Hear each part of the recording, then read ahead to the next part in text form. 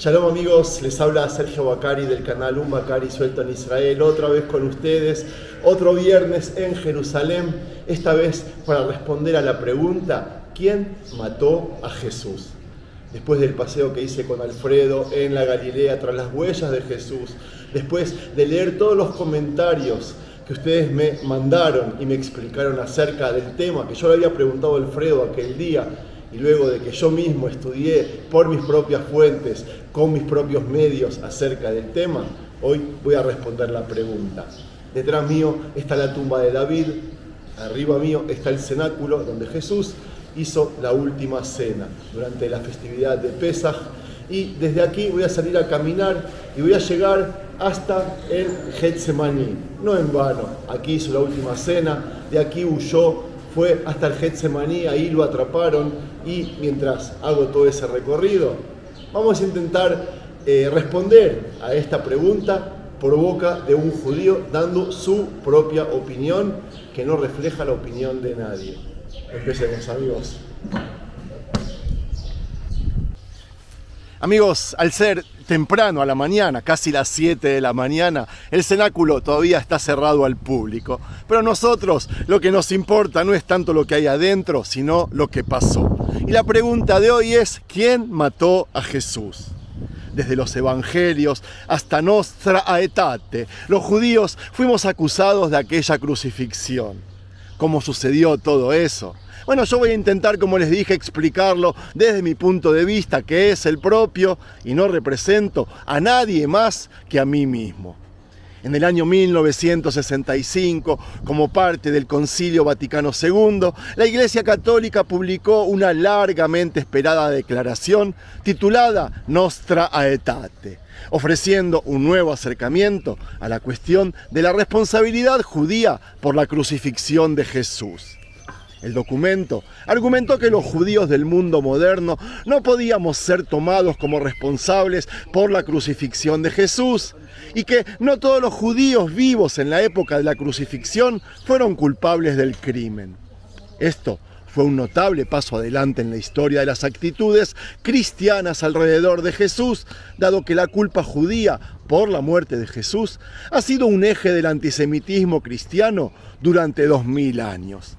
En síntesis, amigos, lo que hizo el Concilio del Vaticano fue cambiar la oración. En vez de decir de que los judíos matamos a Jesús, ellos dijeron, judíos mataron a Jesús. Le quitaron la palabra los y con eso intentaron arreglar la historia. Sin embargo, muchos judíos quedamos decepcionados. Habíamos esperado que la Iglesia pudiera decir que no habíamos jugado en realidad ningún papel en la muerte de Jesús. Yo opino que los judíos carecíamos de algún motivo para matarlo. De hecho, de acuerdo a la mayoría de los historiadores, sería más lógico culpar a los romanos por la muerte de Jesús. La crucifixión era un castigo tradicional entre los romanos y no entre los judíos. En la época de la muerte de Jesús, los romanos imponían una severa y brutal ocupación sobre la tierra de Israel, les recuerdo, y los judíos éramos rebeldes a ellos. Los romanos habrían tenido una razón para querer silenciar a Jesús, que era llamado por algunos de sus seguidores Rey de los Judíos, y era conocido como un venerado y admirado rabino, hacedor de milagros. Los judíos, por otra parte, carecíamos de un motivo para querer matar a Jesús. Las diferencias faccionales de la comunidad judía de aquella época, fariseos, seduceos, esenios y otras sectas, tenían muchos desacuerdos entre ellos. Pero eso nunca llevó a ninguno de los grupos a planear la ejecución de los líderes de otros grupos presuntamente herejes. Por eso digo que es poco probable que hiciéramos de Jesús nosotros los judíos un objetivo. Pero la creencia de que los judíos matamos a Jesús fue encontrada en la literatura fundacional cristiana desde los primeros días del movimiento de Jesús, y es de suponer que no sería abandonada fácilmente debido solo a argumentos de historiadores o científicos, o la opinión de Sergio Bacari, por supuesto, menos cuando ellos leen o estudian el Nuevo Testamento o, sí, el Talmud. Dos libros religiosos hechos para conservar cada uno su religión, sus líderes espirituales, su fe y sus seguidores, la de los cristianos y la de los judíos. ¿Cuál es el relato del Nuevo Testamento? En las cartas de Pablo, que son vistas por los historiadores como los trabajos más antiguos del Nuevo Testamento, escritos 10 o 20 años después de la muerte de Jesús, Pablo menciona que los judíos mataron al Señor Jesús.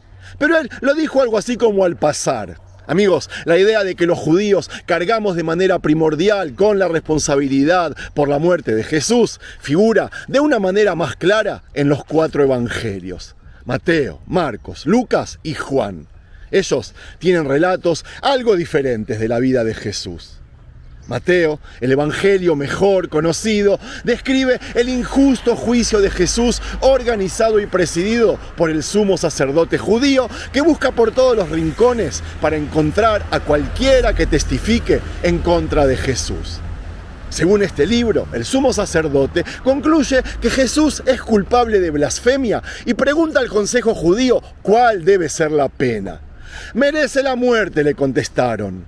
Entonces, algunos le escupieron en el rostro y le dieron puñetazos. La descripción de Mateo del sufrimiento y muerte de Jesús en la cruz, llamada por los hermanos cristianos como la pasión de Jesús, se ha vuelto la base de muchos libros, obras, composiciones musicales, películas y todos los demás a lo largo de los años, y es hasta el día de hoy primordial en la liturgia cristiana, particularmente en la Pascua. Mientras nosotros seguimos haciendo el recorrido ese que hizo Jesús desde la Última Cena hasta el Getsemaní, bajando por la parte sur de la ciudad vieja de Jerusalén, entrando al Valle de Cedrón y por supuesto el Monte de los Olivos frente nuestro con todas las iglesias y todas las tumbas judías, les cuento de que los 4 evangelios sugieren que debido a que los judíos no teníamos permitido castigar a otros judíos que eran culpables de blasfemia, teníamos que convencer a los romanos para matar a Jesús. Poncio Pilato, el gobernador romano de Judea, es descrito fundamentalmente como compasivo hacia Jesús, pero incapaz de resistir a la presión de los judíos que pedíamos por la ejecución de Jesús. En el más controvertido versículo de todas las narrativas de la pasión, los miembros reunidos de la comunidad judía le dijeron a Pilato: «Su sangre sea sobre nosotros y sobre nuestros hijos», es decir, sobre toda nuestra descendencia. Y esta es la fuente para la creencia cristiana de que las generaciones posteriores de judíos fuimos también culpables del crimen de matarles a su Dios, a Jesús. Si avanzamos en la historia, en los escritos de los padres de la Iglesia, los teólogos cristianos acreditados después del período del Nuevo Testamento, esta acusación aparece incluso con más claridad y mayor fuerza. Uno de los padres de la Iglesia, Justino Mártir, explica a su interlocutor judío por qué los judíos han sufrido exilio y la destrucción de su templo. Él dijo: «Estas tribulaciones fueron justamente impuestas en ustedes desde que mataron al único», con mayúscula. Incluso en la época moderna han continuado perpetuando esta idea de que los judíos matamos a Jesús. Y si vamos a las fuentes judías, al Talmud, curiosamente, la idea de que los judíos matamos a Jesús es también encontrada en la literatura religiosa judía. En el Tratado de Sanedrín del Talmud babilónico, una enseñanza anterior al año 200 afirma de que Jesús fue llevado a muerte por una corte judía por los crímenes de hechicería y sedición. La declaración del Talmud de que el evento ocurrió en la víspera de Pesaj es consistente, por supuesto, con la cronología del Evangelio de Juan, que dice que él también fue atrapado, crucificado y asesinado durante la fiesta de Pascua. En la literatura folclórica judía, tal como la biografía judía de Jesús, una muy despectiva o grotesca o grosera, no sé cómo se dice, llamada Toldot Yeshu, que quizás corresponda al siglo IV, la responsabilidad por la muerte de Jesús es también asignada a los judíos. Y es probable, amigos, que hasta el siglo XIX los judíos en la Europa cristiana creyeran que sus ancestros habíamos matado a Jesús. Desde el primer siglo hasta el XIX, el nivel de tensión entre judíos y cristianos era tal que ambos grupos encontraron creíble la afirmación de que los judíos habíamos matado a Jesús, pero eso es en base a los libros religiosos y no a la ciencia. Cabe aclarar, Amigos, el principal problema a la hora de tratar la vida del Jesús histórico, y hay que decirlo, hay que reconocerlo, es de que no existen fuentes primarias. Los primeros textos sobre él son, por una parte, los evangelios y otras fuentes del Nuevo Testamento, escritas más tarde, por supuesto, y con intenciones religiosas, hay que decirlo. Y por otra, menciones de autores romanos, como Flavio Josefo, que no llegaron a conocer a Jesús. Considerando lo que se sabe acerca de la sociedad judía del siglo I y de la situación política de Yehudá en aquellos momentos, se puede afirmar con bastante seguridad que hubo un hombre, al que llamamos Jesús, y que fue condenado a muerte. Que Jesús haya sido condenado por delitos relacionados con desórdenes públicos se puede deducir del método de ejecución elegido: la crucifixión. La crucifixión, amigos, era un castigo que se aplicaba a los esclavos y a los criminales, incluyendo a los rebeldes y sediciosos. Y solo las autoridades romanas, en este caso Poncio Pilato, tenía potestad para ejecutarla. Y aunque la religión sin duda tuvo que ver con ella, no fue el motivo de la condena. Para los falsos profetas, la condena era la lapidación, y esta era ejecutada por los propios judíos, cuando el tema de la acusación era un tema religioso. Yehudá, Judea, convertida en provincia romana solo 3 décadas antes, era un polvorín a punto de explotar, especialmente en los periodos de festividades religiosas. Imagínense, cuando se concentraba una gran cantidad de gente, aquí llegaban todos los judíos desde el norte hasta el sur y colmaban esta ciudad, y bueno, había peligro para manifestaciones o para revueltas. Una de las celebraciones más importantes del calendario hebreo, les recuerdo, es la de Pesaj, la que acaba de culminar, y era la primera fiesta después de todo el invierno en que el pueblo de Israel, el pueblo judío, no se concentraba aquí en Jerusalén. Y nosotros veníamos aquí para conmemorar la liberación de Egipto. Y esos eran tiempos en los que estaba a punto de celebrarse cuando Jesús entró a Jerusalén. Amigos, pongámonos en los ojos de Roma. Cualquier alteración del orden público en un momento tan cargado de simbolismo debía ser inmediatamente suprimida, ¿verdad? Las figuras mesiánicas como Jesús o su maestro Juan el Bautista representaban además un problema añadido para Roma, ya que el reino de Israel había sido una monarquía teocrática y la aparición de este tipo de líderes religiosos podía estimular una revuelta contra la propia ocupación romana. Además, amigos, en una concepción monoteísta, el Imperio Romano era una sociedad idólatra que entraba en directa oposición con la proclamación que hacía Jesús del reino de Dios. No solo los romanos, para los sacerdotes judíos y en particular para el sumo sacerdote Caifás, Jesús representaba también un problema. Durante la mayoría de su vida, predicó en Galilea, la zona norte de la provincia de Yehudá, y no representó una molestia o una amenaza. Pero su llegada a Jerusalén, junto con un nutrido grupo de seguidores, cambiaba todas las cosas. Jesús suponía un doble peligro, no solo por sus críticas a ciertas conductas de los sacerdotes, sino por el miedo a que se desencadenara una revuelta que fuera sofocada por los romanos en un baño de sangre. Y amigos, recuerden todo el tiempo que todo lo que estoy contando sucedió aquí, en donde estamos nosotros. Y en esa época en particular hay que recordar el episodio de la expulsión de los mercaderes del templo, que habría sido el detonante para que el Sanedrín, el consejo de rabinos con funciones de juez, viera en Jesús un peligro agitador de masas y juzgara conveniente denunciarlo ante las autoridades romanas que tenían la potestad en cuestiones de orden público. Poncio Pilato es descrito por el filósofo Filón de Alejandría como un hombre de carácter inflexible y duro, sin ninguna consideración. Y se sabe que no le temblaba la mano a la hora de condenar a quienes pudieran suponer una amenaza para el poder romano. Aunque los sacerdotes ciertamente tuvieron responsabilidad en la muerte de Jesús, los evangelios intencionalmente cargan las culpas sobre nosotros, los judíos, y presentan a Pilato, según lo que yo interpreto, como el mero ejecutor de una sentencia ya decidida. Lo cual no es coherente con lo que les acabo de decir sobre Pilato acerca del carácter de este personaje y las responsabilidades que pasaban sobre él. Él, como representante de Roma en Judea, era su obligación garantizar el orden y, por otra parte, no tenía motivos para ser clemente con Jesús.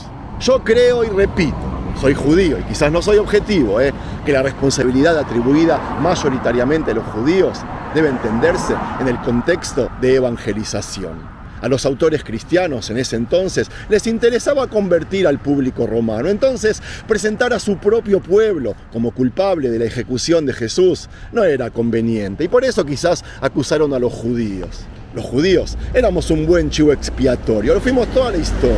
Nuestras costumbres, distintas a las del resto, nos convertía en un cuerpo extraño dentro del imperio y por otra parte muchos judíos se negaban a considerar a Jesús como el rey Mesías que anunciaba su tradición. Además, en Egipto, donde se formaron las primeras comunidades cristianas, es sabido y está comprobado que existía ya un sentimiento antisemita.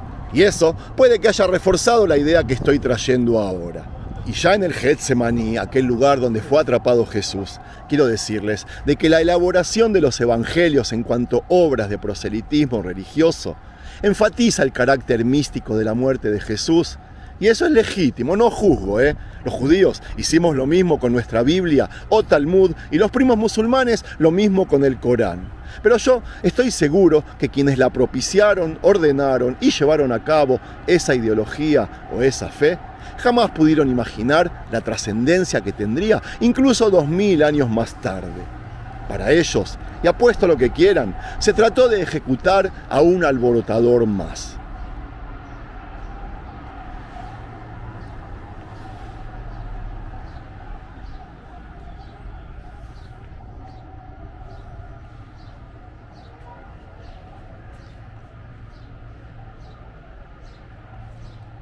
Entonces, a la pregunta de quién mató a Jesús, al no haber pruebas concretas, documentos o rastros arqueológicos, tenemos que basarnos en la tradición, la fe y la intuición de cada uno. Y como sabemos, cada uno y su historia, con su creencia, con su educación y con su manera de interpretar las cosas. Ya que estoy acá, voy a entrar a la Iglesia de las Naciones, les voy a mostrar la piedra fundamental, aquella en la cual, según la tradición y la fe cristiana, fue atrapado Jesús.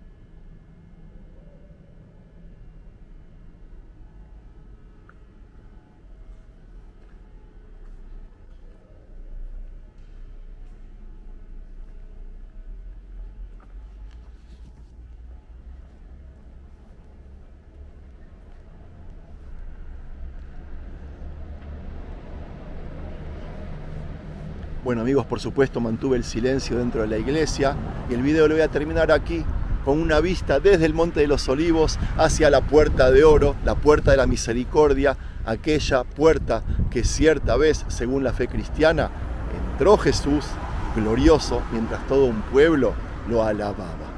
Shabbat Shalom.